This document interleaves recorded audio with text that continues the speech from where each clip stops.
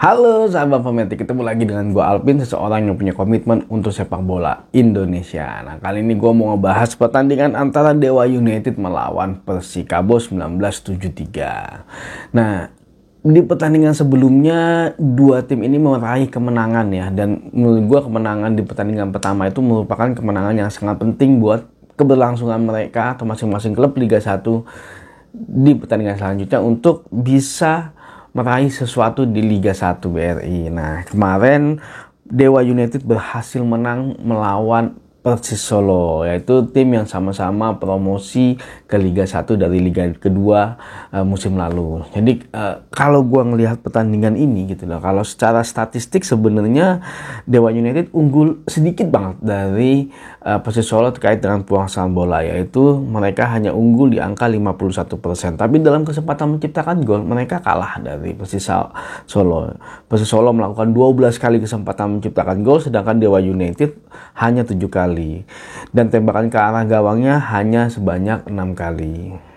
Nah, kalau melihat serangan pun juga sebenarnya Dewa United kalah dari Persis Solo ya, yaitu sebanyak 96 kali serangan Persis Solo, Dewa United hanya di angka 69. Serangan berbahayanya Persis Solo sebanyak 62 kali, sedangkan Dewa United di angka 43 kali. Nah, kalau ngelihat statistiknya, tapi terus terang gue nggak nonton pertandingannya. Kalau ngelihat statistiknya, sepertinya serangan Dewa United cukup efektif ya, cukup efektif. Dan kalau melihat highlightnya, memang gol yang diciptakan oleh Dewa United itu dari set piece, bola-bola mati. Tapi memang gol penentu kemenangan mereka atau gol ketiga mereka ditentukan dari serangan balik dan sebuah tendangan jarak jauh yang keren banget sih kalau gue bilang. Memang golnya keren banget dan jarak jauh, dan akhirnya mereka berhasil memenangkan pertandingan kali ini.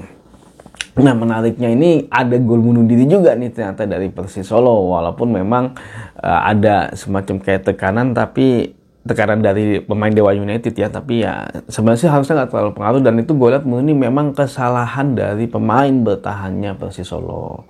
Nah, kalau melihat pertandingan ini, kalau gue ngelihatnya sepertinya Dewa United adalah tim yang mampu memanfaatkan situasi kalau menurut gue. Jadi dia berhasil memanfaatkan situasi yang ada, terutama dari bola-bola mati, dan akhirnya mampu menciptakan gol, walaupun salah satunya adalah gol bunuh diri. Dan serangan balik mereka bisa dibilang juga perlu diwaspadai, karena gol penentu kemenangan mereka adalah berasal dari serangan balik. Nah, sedangkan Persikabo berhasil menang dari Persebaya Surabaya. Mereka berhasil menang 1-0, dan kemenangan itu melalui gol satu-satunya yang dicetak oleh Tokantis. Bukan Tokantis namanya. Siapa sih kemarin? Valentino ya kalau nggak salah, kalau lupa. Gue lupa namanya siapa, tapi kalau yang tercatat di sini namanya Tocantins. Tapi kalau nggak salah Valentino kalau nggak salah. Tolong dikoreksi ya, gue lupa namanya siapa kemarin. Nah, itu melalui titik penalti akibat dari Dimas Derajat dilanggar di kotak penalti sama Dendi kalau nggak salah, pemain bertahannya Persebaya.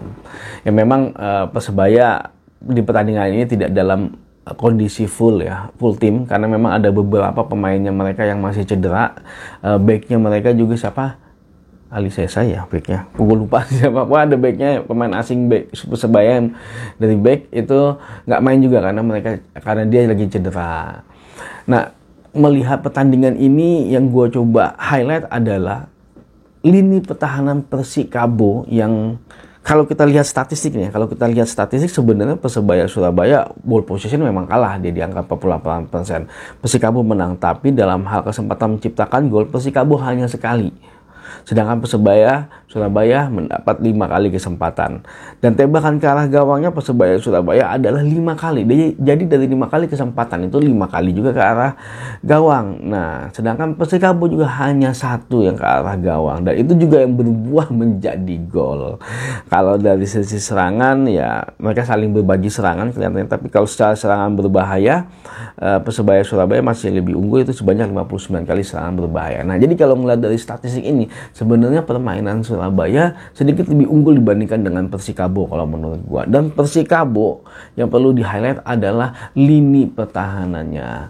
Mereka sangat luar biasa kalau menurut gue ya. Kalau menurut gue, terutama kaptennya Persikabo Manahati yang biasanya main selalu di tengah, tapi kali ini ditempatkan di posisi di pemain bertahan dan sepertinya melakukan peran yang sangat penting di pertahanannya Persikabo yang membuat akhirnya Persikabo tidak kebobolan dari Persebaya Surabaya. Di luar dari performa kiper Persikabo yang menurut gue juga sedang di atas rata-rata ya. Diki apa kalau nggak salah namanya, gue lupa namanya siapa, tapi kalau dia perannya sangat penting. Beberapa kali dia menggagalkan peluang emasnya dari Persebaya Surabaya. Nah ini mungkin perlu banget diperhatikan sama lawan-lawannya Persikabo kalau menurut gue ya. Mudah-mudahan konsisten juga Persikabo, lini pertahanannya tetap solid seperti itu. Nah balik lagi ke pertandingan antara Dewa United melawan Persikabo. Mereka memang belum pernah ketemu ya, karena Persikabo cukup lama bertahan di Liga 1 dan Dewa United juga baru promosi ke Liga 1. Pertandingan ini akan dilaksanakan di kandangnya Dewa United.